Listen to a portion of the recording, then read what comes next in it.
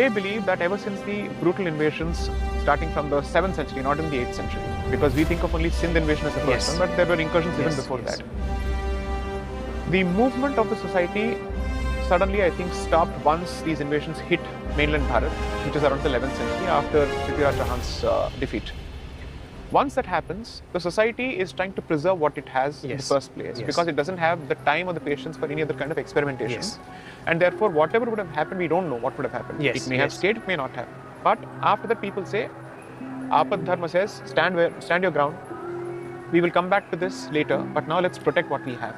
That could be one way of looking at it. Second is the non-Arya Samaji original interpretation of the traditional scholars of the Gunakarma matrix of Bhagavad Gita says it's a combination of two things, which is what you inherit as a lineage and who you become as a person, both. So there is a significant degree of interaction between, let's say, the cards that you have been dealt with and the manner in which you choose to play. Which means even if you're born, perhaps let's say in a Brahmin lineage, you could either display the tendency of a Kshatriya or something else. Okay? Then what do you do? Typically, the entire thing has been that first of all, you respect the lineage that you were born in, and therefore you continue with the Nitya Karma. And you also respect the traditions expected of the professions that you take, both. Okay?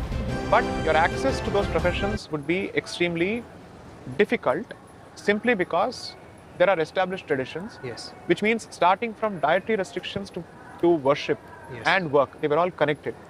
Because work is worship was not a metaphorical statement or a philosophical statement, it was true. Because every vocation or profession would have a deity, would have its own associated liturgy, let's say rituals, practices and whatnot, and accordingly dietary restrictions would follow. So if you want to enter that, you need to convince members of that profession and that jati. So when you enter that profession, which is not your hereditary profession, you will have to convince the members of that community that you respect it and you're serious about it.